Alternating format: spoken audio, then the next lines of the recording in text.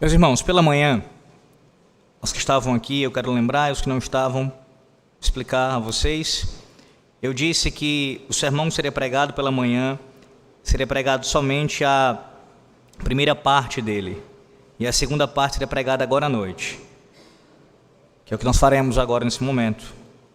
Então, o que você ouvirá a partir de agora não é um sermão, por assim dizer, completo, de unidade, começo, meio e fim, mas que começou pela manhã. A sua introdução, enfim, toda a sua parte, a sua base foi anunciada pela manhã. Isso não quer dizer que você não vai ser edificado, que pela graça de Deus isso vai acontecer, até porque a segunda parte do sermão compõe o sermão, faz parte do sermão. Mas digo, é importante que você escute a primeira parte, se você não escutou ainda, o sermão da manhã, para que você possa ter o quadro completo na sua mente e assim possa compreender melhor o que nos ensina os dois capítulos. Eu estou pregando um sermão em dois capítulos aqui, o 21 e o 22.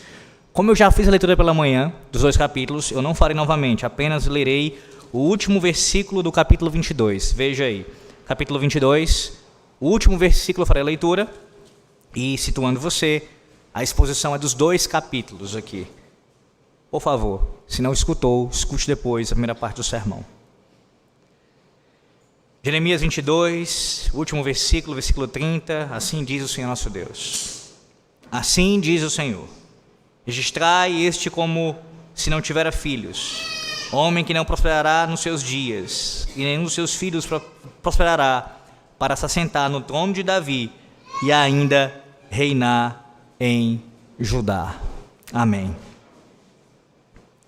A pergunta que você teve que lidar pela manhã, e eu a faço novamente nessa noite, eu quero que ela ecoe durante todo esse sermão, quem é o seu rei? E aliado a essa pergunta, e como é que ele governa? Quem é o seu rei e como ele governa?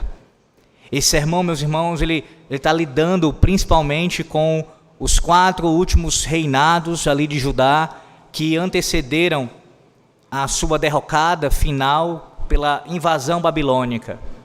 E lamentavelmente nós estamos constatando novamente que os reis que estavam ali governando o povo de Judá foram homens que não demonstraram temor ao Senhor, que não ouviram atentamente os seus oráculos pronunciados através do profeta Jeremias, mas que recusaram vez após vez a palavra de Yahvé. Eles se rebelaram contra a aliança e estavam imbuídos em assim continuarem vivendo em sua rebeldia contumaz. Sim, os capítulos 21 e 22 são aqui uma síntese desses 4 reinados. O 21 tratando do rei Zedequias, que é o último rei, cronologicamente falando, antes da invasão babilônica, e o capítulo 22 fala dos 3 reis que vêm antes de Zedequias. Nesse momento agora, nós veremos, a partir desse momento agora, os pecados, na verdade, os principais pecados destacados aqui nesses capítulos, os pecados destes reis. Alguns podem se perguntar, por que Deus foi tão severo com os 4 últimos reis judeus? Qual é a razão? Essa é uma pergunta que alguém pode fazer. E observe o versículo 8 do capítulo 22. Certamente isso foi falado, perguntado na época de Jeremias. Capítulo 22, versículo 8. Muitas nações passarão por esta cidade, e dirá cada um ao seu companheiro: por que procedeu o Senhor assim com esta grande cidade? O que foi que aconteceu? O pastor citou agora há pouco, mas o pastor seja específico. O que foi que aconteceu? Que pecados são esses? Meus irmãos, a razão para esse desastre real foi que os reis de Judá, eles eram não apenas tolos, mas caídos. Versículo 9. Então se lhes responderá, versículo 9 do capítulo 22, porque deixaram a aliança do Senhor seu Deus e adoraram a outros deuses e os serviram. Os reis de Judá, aqui mencionados, têm pelo menos 2 pecados que se destacam entre os demais. Pecados estes que são vistos não apenas na vida daqueles reis, aqueles 4 reis, mas de todos aqueles que fazem parte deste mundo, não somente os monarcas, os governantes, mas ímpios de forma geral, mas especialmente visto na vida daqueles que governam: luxo e tirania. Luxo e tirania. Como os demais reis do mundo antigo, esses reis aqui descritos nutriam um apetite pelos prazeres da vida. Os seus gostos desejavam cada vez mais coisas extravagantes. Veja o versículo 14. Joaquim ele queria um palácio com uma bela vista. Versículo 14, diz assim: que diz, edificarei para mim casa espaçosa e largos aposentos. Ele abre janelas e forra de cedros e a pinta de vermelhão. Este rei aqui descrito, ele ostentava de tal maneira que há um comentarista que diz que ele compara esse rei a um pavão. Observe o que diz o versículo 23, parte A, sobre a corte desse rei. Ó tu que habitas no Líbano e fazes o teu ninho nos cedros. Em outras palavras, o que Deus está dizendo aqui é que havia tanto cedro no palácio daquele rei, que ele estava praticamente morando numa das grandes florestas ali de cedros do Líbano. Tudo isso ostentação, pompa, querendo demonstrar luxo através da sua vida, através dos seus pertences. Meus irmãos, Deus ele tem uma pergunta para aqueles que vivem uma vida luxuosa. Veja, nesse sentido aqui, de querer ostentar, de querer aparecer, de querer ter cada vez mais coisas, demonstrando assim ser dominado por elas, pelos bens materiais. Versículo 15, parte A. Reinarás tu só porque rivalizas com outro em cedro? A pessoa mundana vai responder: sim, acumular cedro faz de mim um rei. Como assim, pastor? O que ele está querendo dizer aqui? Olha, isso aqui acontece, irmãos, porque o mundo, ele mede o valor de um rei de acordo com a sua pompa, de acordo com os seus pertences, com as suas riquezas. Como se aquilo que ele tinha, e ele demonstrando isso, as suas riquezas, os seus bens materiais, constituísse, ele fizesse dele um rei. Mas não é isso que o Senhor valoriza em um rei. Não é isso que Deus valoriza em uma pessoa. Tudo que um rei precisa, que um governante precisa para assim servir a Deus, é ter contentamento naquilo que Deus dá a ele, o seu sustento diário, e principalmente cumprir a vontade do seu Senhor, governar de acordo com a vontade do único rei. O Senhor lembra a Joaquim do simples reinado de seu pai. Veja o versículo 15, parte B. O justo rei Josias é mencionado aqui. Acaso teu pai não comeu e bebeu e não exercitou o juízo e a justiça? Por isso tudo lhe sucedeu bem. Em outras palavras, o teu pai demonstrou contentamento. Não houve em seu reinado, ele não foi marcado por ostentação, por luxo, por uma vida dedicada meramente a coisas materiais. Não, ele foi satisfeito com aquilo que ele recebeu de mim, e ele praticou, exercitou o juízo e a justiça. Por isso, o seu reinado foi abençoado. Meus irmãos, esses versículos, eles são um lembrete de que nós não devemos viver para as coisas materiais. Não podemos. Eu sei que isso é difícil, numa cultura como a nossa, que é basicamente fundamentada no acúmulo de bens materiais. Nós temos as vitrines, os cartazes, as revistas, os comerciais, televisão, na internet, todos clamam pela atenção do consumidor. Escolha este, compre isto, tenha o seu, você precisa disto, com isto aqui você vai se sentir melhor. Não é assim? As propagandas, elas quase que lhe impõem ali para você comprar, como se fosse uma necessidade. E quantos de nós, mesmo conhecendo a Cristo ou o Evangelho, não nos deparamos vivendo dessa maneira? comprando coisas que não são úteis a nós, que não têm ali uma utilidade imediata. E veja, eu não estou dizendo com isso que você não pode, em certo momento, comprar alguma coisa que você possa usar depois. O ponto não é esse. A questão aqui é uma vida marcada por ser dedicada somente a coisas materiais, a ponto da pessoa viver para isso, ser dominada por prazeres imateriais.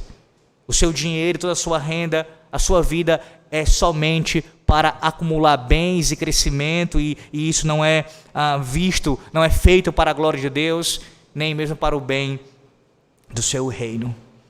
O problema com essas coisas aqui, com esse acúmulo de bens materiais, na verdade, um dos problemas é que nada disso pode suportar o fogo da ira de Deus. Homens e mulheres com muitos bens materiais, eles podem ter acumulado grandes riquezas. Se não estiverem em Cristo, toda a sua riqueza será consumida pelo fogo.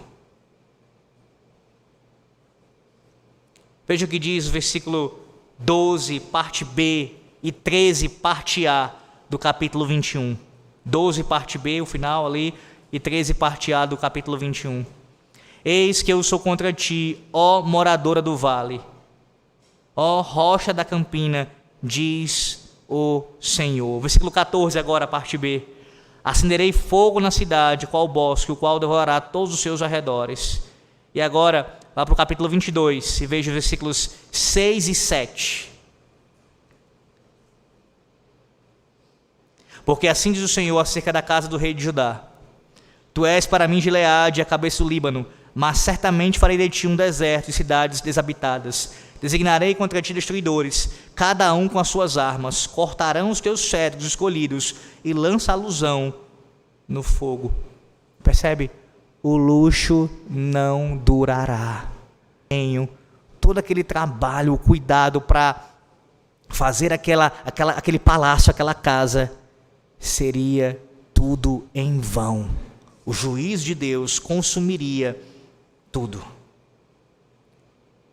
A palavra de Deus diz, meus irmãos, em 2 aos Tessalonicenses, capítulo 1, versículo 7, parte B, e versículo 8, parte A, que quando do céu se manifestar o Senhor Jesus com os anjos do seu poder em chama de fogo, nenhum tesouro irá resistir às labaredas do juízo de Cristo.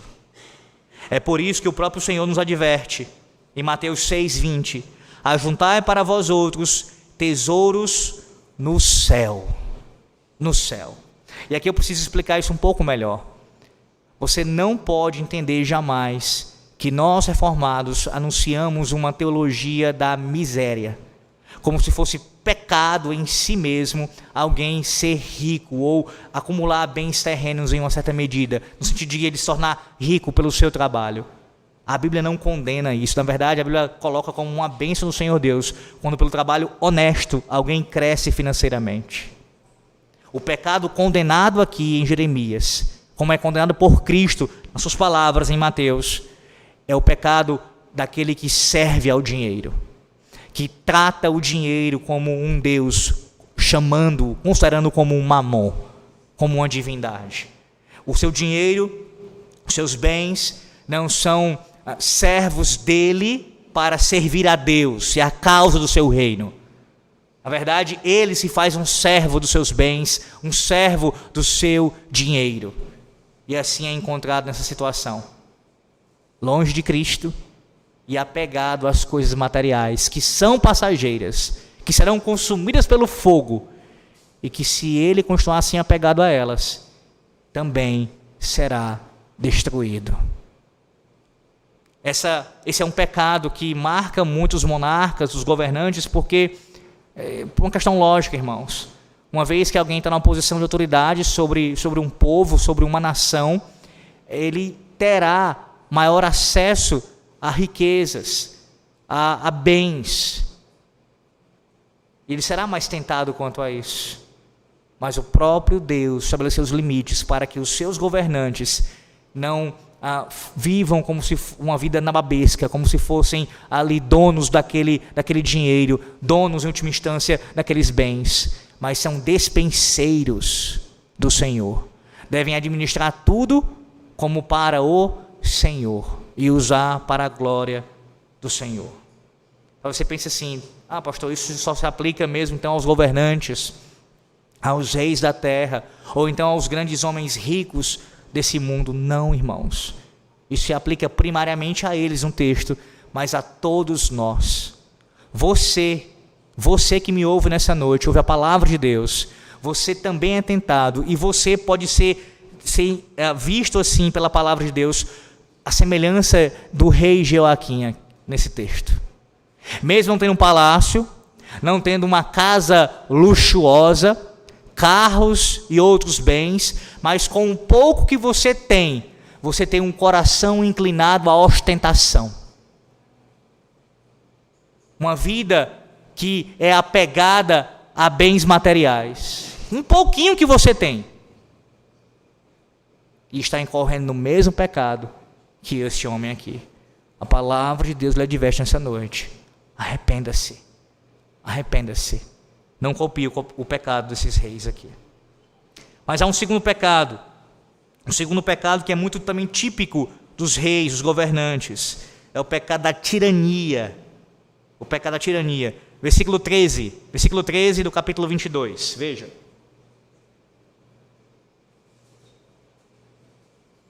Versículo 13, capítulo 22. Ai daquele que edifica a sua casa com injustiça e os seus aposentos sem direito, que se vale do serviço do seu próximo sem paga e não lhe dá o salário.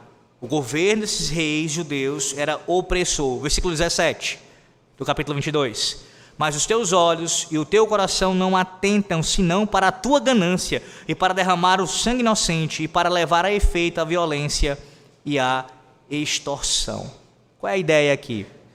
Os reis mencionados não pagavam salários justos pelo trabalho honesto do povo, o que era uma violação clara da lei de Deus. Você pode ver isso em Levítico 19, versículo 13. Também, como diz um comentarista, aqueles reis que podem ser descritos como pavões, na sua ostentação, no seu luxo, na sua vaidade, agora se tornaram abutres. Abutres. Déspotas costumam agir dessa forma, dessa maneira. Um déspota, ele tem essa marca de ser um tirano, de governar com mão de ferro. E há uma grande diferença, uma enorme diferença, entre ser firme, e todo líder tem que ser firme, a começar por um pai de família, um pastor, a igreja, o conselho da igreja, governantes, tem que ter coragem, firmeza. E outra coisa bem distinta é ser tirano, é ser um déspota, é governar com mão de ferro, oprimindo, maltratando o próprio povo, que foi colocado ali, ele foi colocado ali para governar para o bem daquela nação, para o bem daqueles cidadãos. Meus irmãos, acerca disso, nós podemos fazer aqui brevemente um panorama histórico. Acerca disso o quê, pastor? Acerca dessa tirania vista na história, tirania por parte dos governantes. As grandes arquiteturas do mundo antigo, elas foram construídas nas costas dos escravos. Os faraós construíram ali os seus grandes monumentos, reunindo trabalhadores comuns em grupos de trabalho gigantes.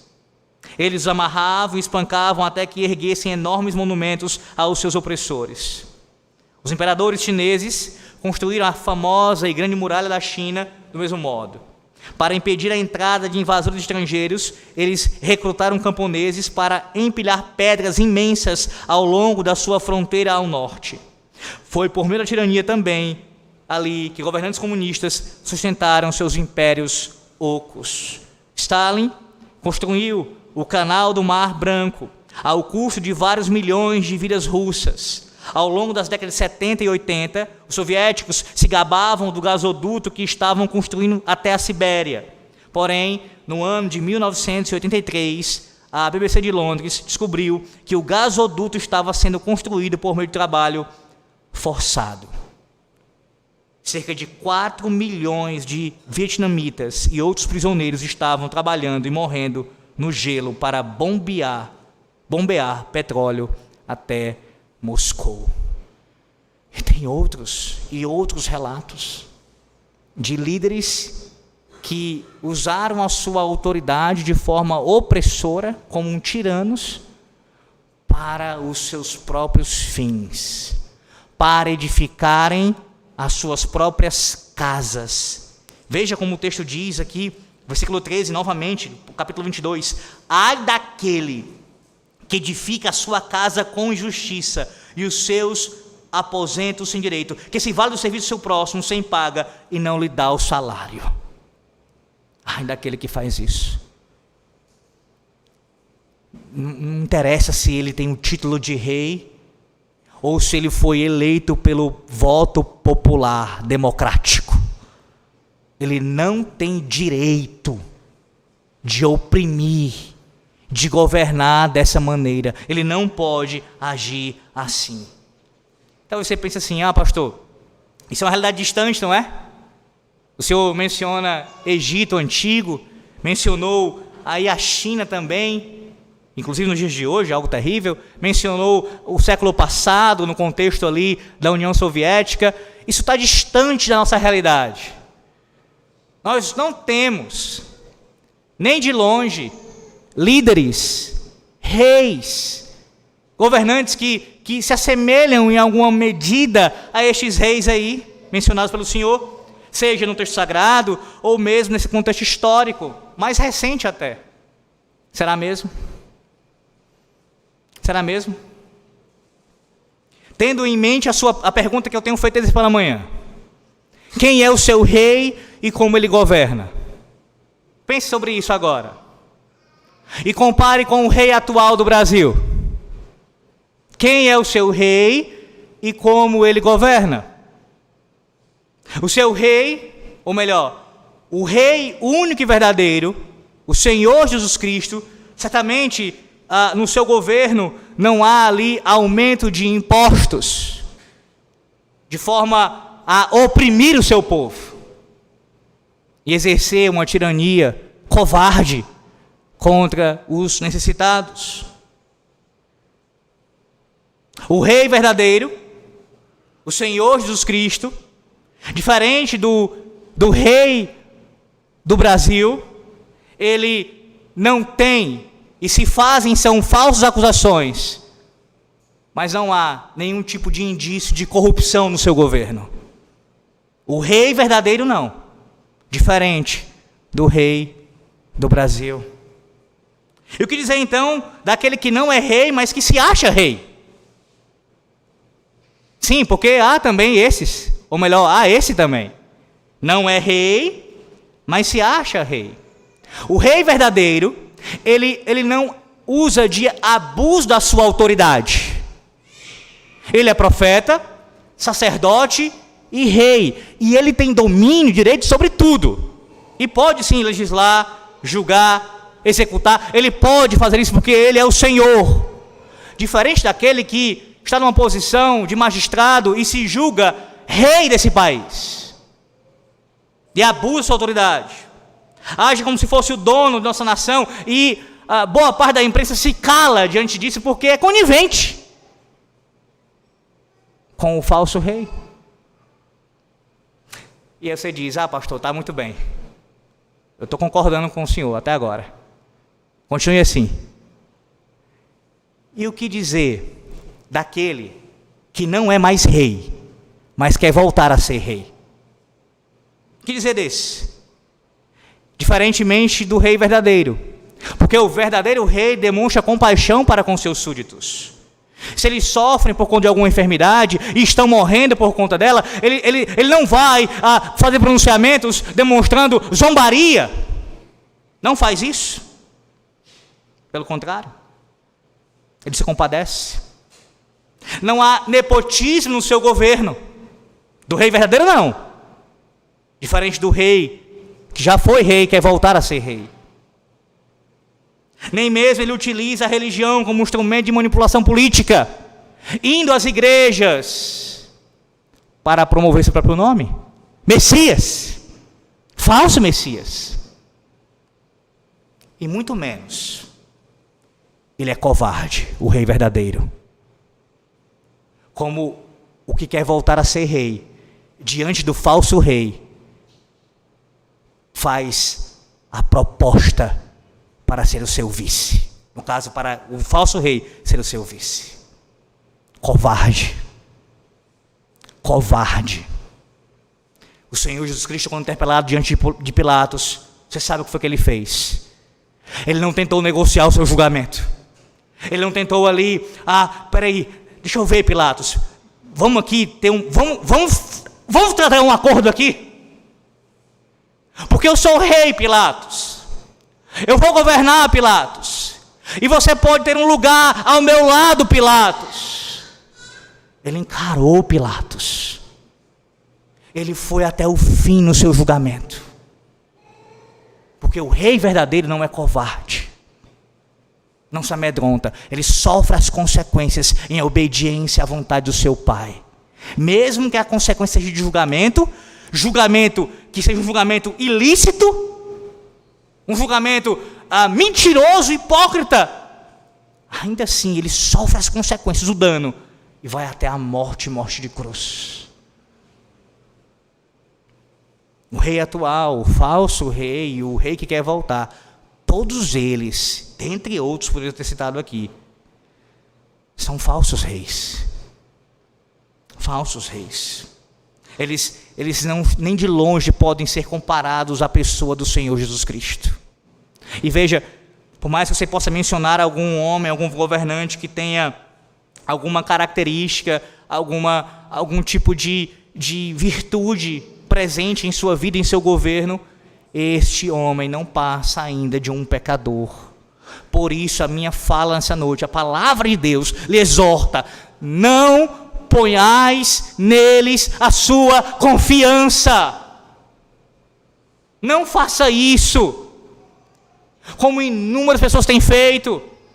Isso se renova principalmente em cada época de eleição. É impressionante, irmãos. Como se o futuro do Brasil dependesse das eleições, e não depende. Não depende. Depende do reinado de Deus, do seu Cristo, da sua providência. Não é um chamado à negligência, a não orar e não se empenhar em alguma medida. O que eu estou falando é não colocar a confiança última nessas pessoas, nesses homens. Eles não são diferentes dos reis aqui mencionados de Jeremias.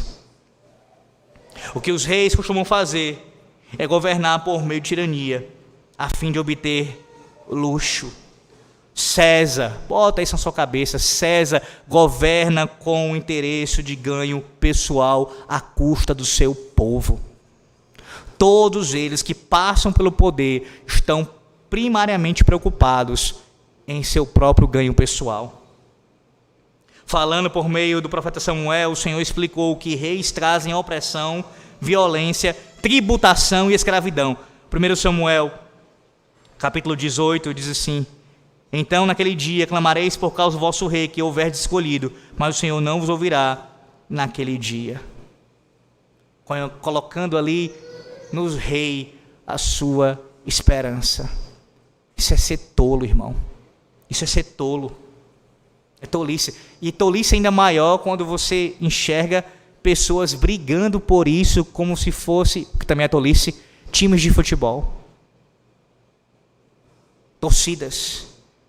Brigando e discutindo, e às vezes até coisas mais sérias. Como eu vi vários casos, você deve ter visto também, na época de eleição, pessoas que foram mortas, outras agredidas, de ambos os lados, por levantarem a bandeira de um rei meramente humano. Meramente humano. Que rei você escolheu? Quem é o seu rei? Como é que ele governa? Eu espero que sua resposta seja: o rei que vem em nome do Senhor.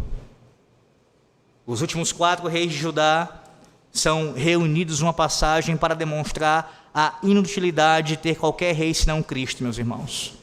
Outros reis vivem por luxo e governam pela tirania. O mesmo acontece sempre que nos afastamos do governo de Deus para servir a qualquer outro alguém ou qualquer outra coisa. Todos os outros reis são tiranos. Há um autor muito famoso, um pastor presbiteriano, que veio no século passado, Machen, que diz o seguinte, americano. Escute bem o que ele diz. A emancipação da bendita vontade de Deus sempre envolve escravidão a algum capataz pior. Vou repetir. A emancipação da bendita vontade de Deus sempre envolve escravidão a algum capataz pior. Traduzindo as palavras de Machen. Se você não for escravo de Cristo, essa sua emancipação, essa sua liberdade, suposta liberdade, na verdade, incorrerá em uma escravidão terrível, um capataz, um senhor que é pior. Porque, na verdade, o Senhor Jesus Cristo é o único bom rei, plenamente falando. Não há um bom rei senão Cristo. É por esse motivo que os últimos versículos de Jeremias 22 colocam esse problema. Veja lá, Jeremias 22, versículos 29 e 30. Aqui, Jeremias ele escreve o epitáfio de Jeconias. Versículos 29 e 30. Ó terra, terra, terra, assim diz o Senhor, ouve a palavra do Senhor, registrai este como se não tivera filhos, homem que não prosperará nos seus dias, e nenhum dos seus filhos prosperará, para se assentar no trono de Davi e ainda reinar em Judá. Meus irmãos, esse epitáfio aqui também serve como um epitáfio para a casa e a linhagem de Davi. Com o exílio para a Babilônia, Judá parece ter chegado ao fim da sua monarquia legítima ali. E a pergunta é, como é que isso pode ser possível? Como é que a monarquia poderia ter chegado ao fim? O Senhor não havia prometido a Davi? Veja, 2 Samuel capítulo 7, observe isso, sem desmarcar Jeremias 22. 2 Samuel 7, versículo 16.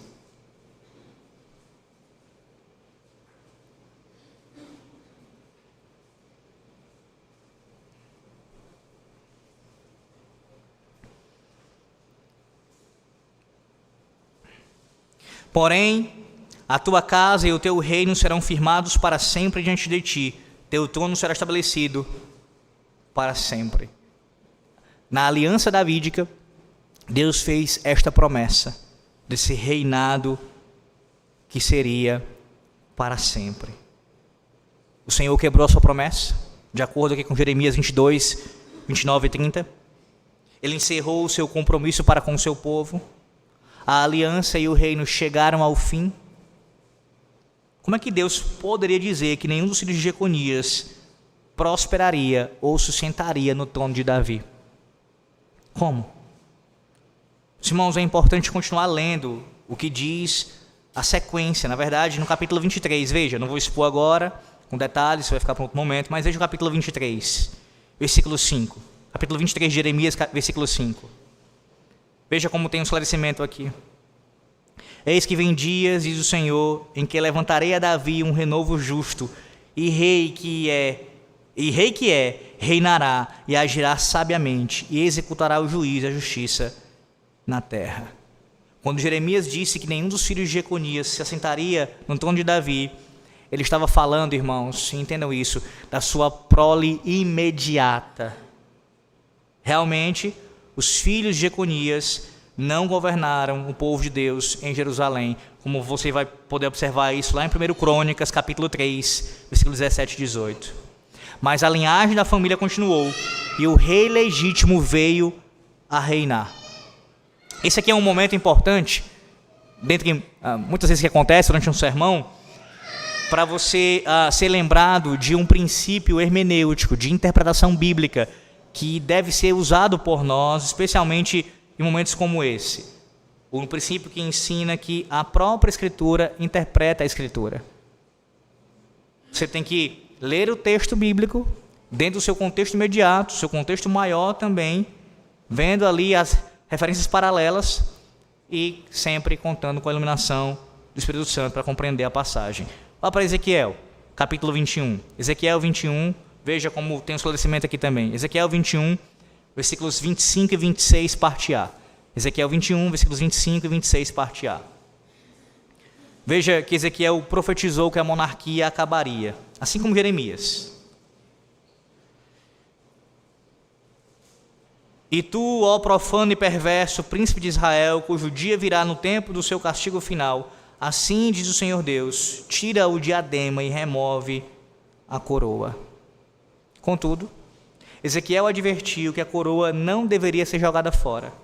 Um rei ainda estava vindo, irmãos, o herdeiro legítimo do trono de Davi. Versículo 27.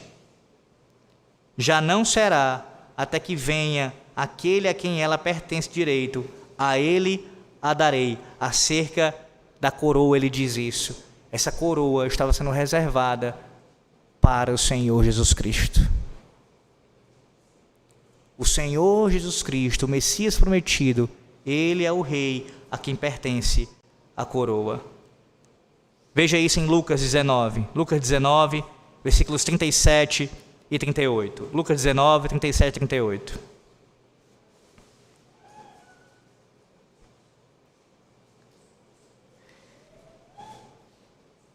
E quando Jesus se aproximava da descida do Monte das Oliveiras, toda a multidão dos discípulos passou jubilosa a louvar a Deus em alta voz por todos os milagres que tinham visto, dizendo: Bendito é o Rei que vem em nome do Senhor, paz no céu e glória nas maiores alturas. Percebe? Cada rei da antiga aliança, quando você pensa em reis que governaram de acordo com a vontade do Senhor, pegue o principal modelo deles como o rei Davi, apontava para o grande rei. Tudo aquilo que Davi fez de forma a ser de acordo com a palavra de Deus, apontava para Cristo, apontava para o seu governo, para o seu reinado. E quando você pensa nos reis ímpios, nos reis que caíram a fio da espada, que morreram de maneira a serem julgados por Deus, os seus governos também estavam anunciando a chegada do Messias de uma outra maneira, evidenciando que aqueles homens não poderiam ser os reis ou o rei prometido, o grande rei que vem em nome do Senhor. A queda daqueles governos apontava para a necessidade da chegada de um rei que governa de maneira perfeita. E ele é anunciado em Lucas 19. O rei que vem em nome do Senhor. Bendito, bendito, bendito, meus irmãos. Bendito é o Rei Jesus Cristo. Como é que ele governa? Como é que ele governa? Ele governa não pela tirania e não pelo luxo.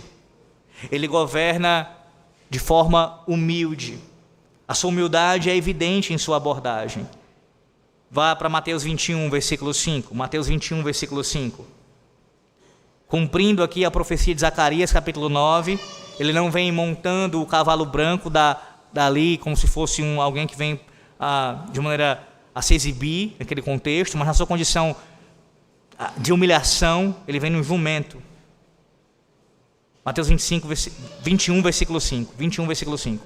Eis aí te vem o teu rei humilde, montado em jumento, num jumentinho, cria de animal de carga. Jesus Cristo não é tirano. Onde quer que governe, a justiça e retidão, que é como o Rei de Deus deve governar. O Salmo 72, versos 1 e 2 diz assim, Salomão: concede ao rei, ó Deus, os teus juízos e a tua justiça, ao filho do rei.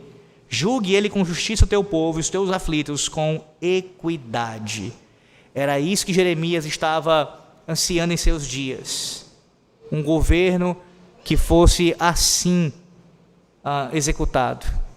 Um governo justo, reto, que pratica ali a justiça, a equidade, cuida dos necessitados e governa para a glória de Deus. Observe agora os versículos, caminhando para o final já, versículos 11 e 12 do capítulo 21. Versículos 11 e 12 do capítulo 21. Veja como Jeremias implorou repetidas vezes por um rei justo e reto. Capítulo 21 de Jeremias, versículos 11 e 12. À casa do rei de Judá dirás: ouvi a palavra do Senhor, ó casa de Davi, assim diz o Senhor. Julgai pela manhã justamente, e livrai o oprimido das mãos do opressor. Essa é a ordem, ele tinha que agir assim. E agora vá para capítulo 22, versículos 1 a 5. Assim diz o Senhor: desce à casa do rei de Judá e anuncia ali esta palavra e dize: ouve a palavra do Senhor, ó rei de Judá, que te assentas no trono de Davi, tu, os teus servos e o teu povo, que entrais por estas portas. Assim diz o Senhor: executai o direito e a justiça e livrai o oprimido das mãos do opressor.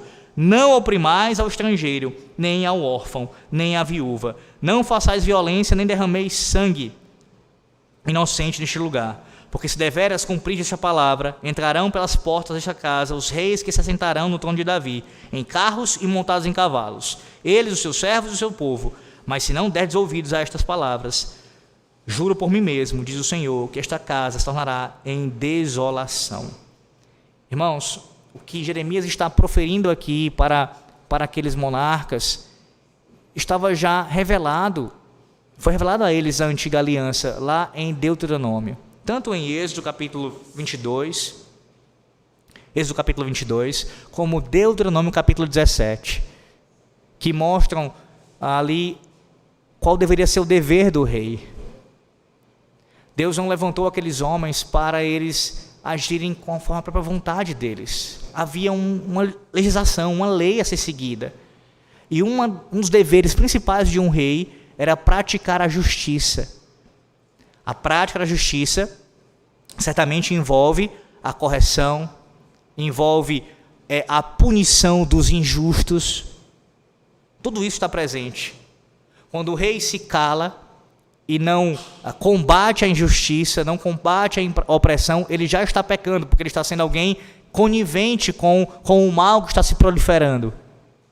Pior ainda, quando ele se corrompe de tal maneira que ele é participante direto nesta corrupção, na prática desta injustiça. Ele é a principal causa de pessoas necessitadas estarem vivendo em suas aflições. A justiça pela qual Jeremias ansiava, e foi assim dito àqueles homens, só pode ser vista na pessoa do Redentor, o mediador da aliança. Ele, o Senhor Jesus Cristo, é quem resgata os pobres dos seus inimigos. Ele é quem livra escravos da escravidão. Ele é quem resgata pecadores do cativeiro do diabo. Ele, o Senhor Jesus Cristo, é quem acolhe estrangeiros para viverem com seu povo. Ele é quem dedica especial atenção às crianças órfãs. Ele cuida de modo especial das viúvas. Ele acomoda todos os filhos da família, a família dele, na igreja, por causa do seu amor. Eu não sei se você consegue entender isso em termos mais próximos possíveis de você. Você crê que Cristo governa? Que Ele de fato é o Rei? Pois medite nisso nesse momento agora. Como você consegue observar o seu governo nessa igreja local? Na sua própria experiência cristã. De como Deus, por exemplo, lhe concedeu uma família da fé. Para viver em harmonia, em comunhão juntamente com você. Irmãos em Cristo, não de sangue, mas espiritualmente, que andam juntamente com você, servindo ao mesmo Rei. E de quem você pode receber dádivas da boa mão do Senhor através destas vidas. Não somente através dos pastores, mas dos seus próprios irmãos em Cristo na igreja local. Pense de como Deus cuida de você e da sua família através da diaconia da igreja, dos necessitados. Ele cuida dos seus. Cristo, o bom Rei, o Rei perfeito, cuida dos seus. Se você é alguém que perdeu seu pai ou sua mãe, ou não tem filhos, tem alguma questão familiar, Deus te dá uma família para te ajudar nessa caminhada. Tudo isso é demonstração da graça desse Rei. Tudo isso. Ele acolhe os seus súditos e os trata como seus irmãos. Quero lembrá-lo do que diz nosso catecismo. Pela manhã eu citei a pergunta 26 do breve catecismo. Agora à noite eu cito a pergunta 45 do Catecismo Maior de Westminster. Como exerce Cristo o ofício de rei? Resposta. Ela é mais completa, é mais abrangente. Ouça. Cristo exerce o ofício de rei em chamar do mundo um povo para si mesmo, estabelecendo sobre ele oficiais, leis e censuras, pelo que o governa visivelmente, em conceder a graça salvadora aos seus eleitos, recompensá-los por sua obediência, corrigi-los por seus pecados, preservá-los e sustentá-los em todas as suas tentações e sofrimentos, em reprimir e subjugar todos os seus inimigos, e em ordenar poderosamente todas as coisas para a sua própria glória e o bem deles, e também em tomar vingança sobre o restante que não conhece a Deus e não obedece o Evangelho. Jesus Cristo é o melhor dos reis. Quem é o seu rei?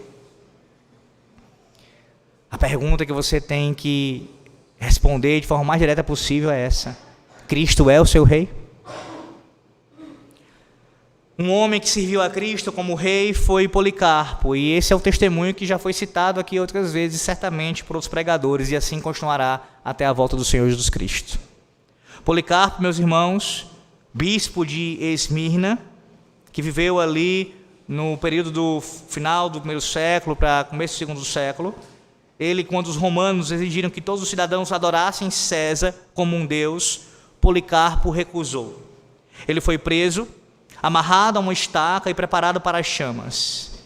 E aí disseram a ele: diga-nos agora, insistiram seus captores, qual é o problema de simplesmente dizer que César é o Senhor e oferecer incenso, quando isso vai salvar sua vida, Policarpo? Basta você dizer: César é o Senhor. Ao que Policarpo respondeu: durante 86 anos o tenho servido. Ele está citando a idade dele, o que evidencia a teologia pactual aqui presente. Desde o ventre de minha mãe eu tenho servido, e ele nunca me fez mal. Como então eu posso blasfemar o nome do meu rei e do meu Senhor? Como posso fazer isso? Porque fazer um compromisso, ou no caso, falar que César era Senhor, era sim um compromisso público de fidelidade a César, em contraste com Cristo. Uma das fórmulas credais mais antigas da igreja primitiva é exatamente essa: Cristo é o Senhor. Quando os cristãos declaravam que Cristo é o Senhor, naqueles dias eles estavam fazendo, entre outras coisas, oposição ao senhorio de César. A ideia não é: nós não submetemos ao magistrado, de forma nenhuma. Claro que isso é definido pela palavra de Deus. Paulo falou sobre isso, Pedro falou sobre isso no Novo Testamento. A ideia não é uma defesa de uma rebeldia ao magistrado, não é essa a ideia. Mas é no sentido que César é tratado como Senhor, como um Deus, como uma divindade. Não, César não é Senhor. Cristo é o Senhor. Cristo é o Senhor. Declarar isso, irmãos, diferente de nossos dias, era fazer uma oposição pública, direta ao governo vigente. Diante da perseguição, Policarpo se mostrou fiel a Cristo, o seu rei. E veja, a perseguição é um bom modo, é uma boa circunstância. Não estou dizendo que a perseguição em si é boa, mas eu digo que a circunstância ela é boa, no sentido de que é uma oportunidade que nós temos para evidenciar que Cristo é nosso rei. Ou então outro. Mas não é o único modo. Não é a única maneira. Na verdade, ordinariamente falando, nós podemos e devemos demonstrar que Ele é o nosso rei de uma outra forma. Veja, versículo 15, parte B, e o versículo 16 do capítulo 22. Versículo 15, parte B, e o versículo 16 do capítulo 22. Sobre Josias, Jeremias escreve: teu pai Josias não exercitou o juízo e a justiça, por isso lhe sucedeu bem. Julgou a causa do aflito e do necessitado, por isso tudo lhe ia bem. Porventura não é isso conhecer-me, diz o Senhor. Conhecer o Rei dos Reis, como fez o rei Josias, é fazer o que é justo e certo. Conhecer a Cristo como Rei é defender os pobres e necessitados. A palavra de Deus não diz que fazer justiça é uma boa maneira de passar a conhecer a Deus. Também não diz que uma vez que eu conheço o Senhor, uma maneira de servi-lo é defendendo os pobres. Não. O que a Bíblia diz é que fazer justiça e conhecer a Deus são a mesma coisa. Diz que defender os pobres é equivalente a conhecer a Deus. E aqui você não pode, de forma nenhuma, incorrer num grave erro. O que eu estou falando aqui não tem nada a ver com uma defesa de uma salvação que ela é alcançada pelas nossas boas obras, por cuidar do pobre. Isso é uma heresia, irmãos. Uma heresia que tenha sido difundida nas últimas décadas por alguns grupos que defendem essa ideia de que o evangelho, até mesmo a pregação do evangelho, é você cuidar do pobre. Como se alguém fosse alcançado por Cristo e assim devesse demonstrar esse alcance de Cristo aos perdidos, cuidando dos pobres meramente. Não, não é isso. O evangelho é o que Deus fez por nós em Cristo Jesus. É a sua vida e a sua morte. É a sua obediência passiva e ativa. Perfeita. Em nosso lugar. Pagando a nossa dívida diante de Deus. A sua morte, sua vida, morte e ressurreição. Toda a sua obra. Assim sendo feita em nosso lugar. Agora, uma vez que você está em união com Cristo, necessariamente você conhece a Deus. E conhecer a Deus por meio de Cristo quer dizer que você se preocupa e ampara o necessitado. Porque assim como Deus nos perdoou em Cristo Jesus, Efésios 4:32, devemos nós ser compassivos, benignos e perdoar uns aos outros. E também, irmãos, cuidar dos que sofrem. Mais uma vez eu aplico a questão da diaconia aqui. Por qual motivo Deus instituiu um ofício para continuar até a volta do Senhor Jesus Cristo, que fosse especialmente focado em pessoas que passam necessidades? Por que Ele fez isso? Porque Ele tem compaixão. Porque Ele acolhe o que sofre. Inclusive materialmente. Ele cuida. Ele cuida.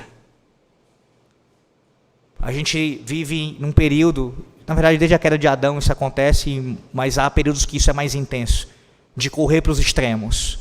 Um extremo é defender uma salvação que envolve aqui prática de boas obras, de cuidado com o necessitado. Um outro extremo para querer fugir da ideologia esquerdista é você negar qualquer tipo de responsabilidade com o pobre, com o necessitado. É um outro extremo também. A palavra de Deus ordena que os governantes civis, os governantes da igreja local, os pais de família, nós como um todo devemos nos preocupar com aqueles que são necessitados. Se Cristo é seu rei, você deve buscar o órfão e ministrar a ele como se fosse seu próprio filho. Se Cristo é seu rei, você deve atentar para as viúvas e honrá-las como se fosse sua própria mãe. Veja, eu não estou dizendo aqui você assumir um compromisso de um sustento, diretamente falando. Isso pode acontecer também com quem pode ajudar, mas eu digo, no mínimo, o acolhimento, a ajuda ali dentro do que é possível, você se esforçar e se empenhar para ter esse abraçar para com os necessitados da igreja. Viúvas, órfãos. Irmãos, veja como isso é tão sério. Vez após vez aparece no Antigo Testamento sendo evidenciado, mas também Tiago vai falar disso como sendo uma demonstração da religião verdadeira. No Novo Testamento, o cuidado com o necessitado. Isso significa conhecer Deus, servir a Cristo como Rei, onde não há prática da justiça, que envolve o cuidado com o que sofre, com o necessitado, não há conhecimento de Deus verdadeiro. Não há. Se você conhece a Deus por meio de Cristo, você pratica a justiça. Eu quero concluir, irmãos, citando agora um comentário do Dr. Chad Van Dixhoff, comentando a Confissão de Fé de Westminster, no capítulo 8, de Cristo, o mediador. Ele tem um tópico nesse comentário que diz assim: o retorno do rei. Ouça. Cristo vive para sempre, para interceder por nós, para sempre. Mas um dia ele retornará para julgar os homens e os anjos. Aquele será o dia mais esplêndido de todos para o povo de Deus e o mais horrendo dos dias para todos os outros. Um capítulo inteiro da Confissão é devotado a esse assunto. Por agora, nos basta lembrar as afirmações dos 2 anjos que puseram-se ao lado dos discípulos assombrados que tinham acabado de testemunhar a ascensão.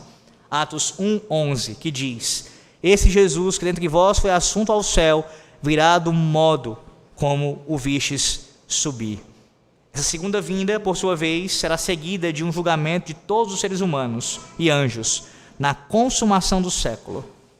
A Bíblia diz que muitos anjos rebeldes já estão guardados sob trevas, em algemas eternas, para o juízo, o grande juízo, ou o juízo do grande dia. O mesmo acontece com as pessoas rebeldes.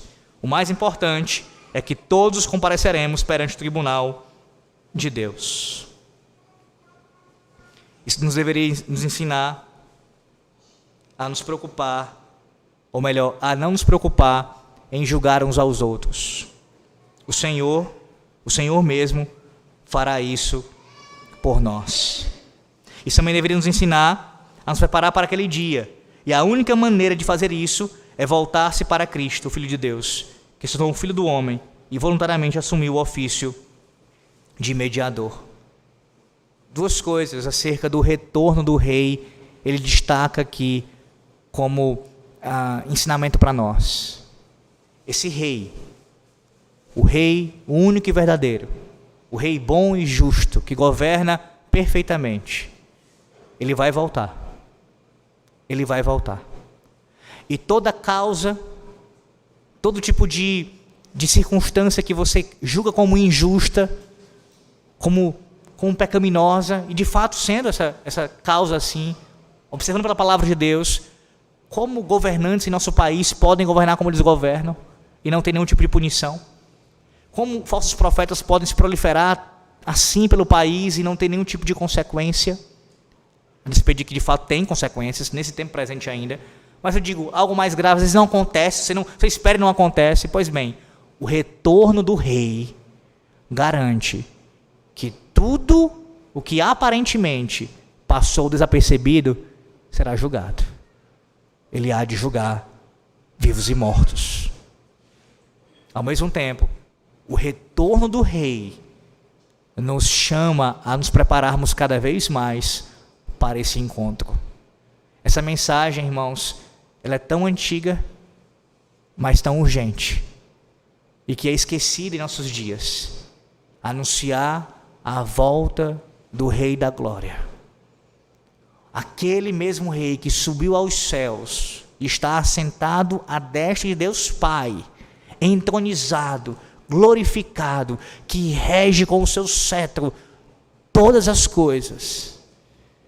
Ele há de voltar. Ele há de voltar. E a grande pergunta é: quem é o seu rei? Se o seu rei for ele, o rei que vem em nome do Senhor, esse encontro, ele já é aguardado pelo seu coração.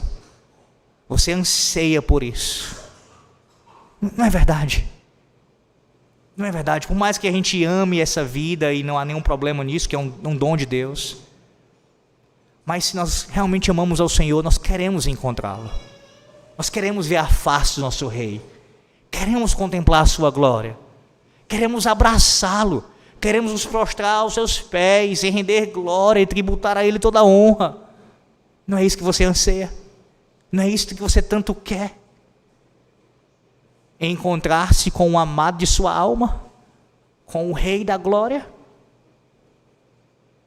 Mas se você não está em Cristo, Se você aparentemente vive como se fosse subordinado a este rei, a esse monarca, mas na verdade o seu coração está cheio de outros reis, esse encontro ele será aterrador para você, devastador. Não haverá um semblante de ternura e de mansidão no olhar de Cristo, mas de fúria, indignação e de ira contra você. Portanto, não confie em reis terrenos, em que praticam injustiça, sobretudo com os necessitados, pois eles e os seus súditos sentirão o peso da justiça do Deus da aliança, o Rei eterno. A Deus seja a glória, ao único Rei vivo e verdadeiro, para todo sempre. Amém. Oremos. Graças te damos, ó grande Rei eterno. Louvamos o teu nome e somos gratos a ti pela tua palavra.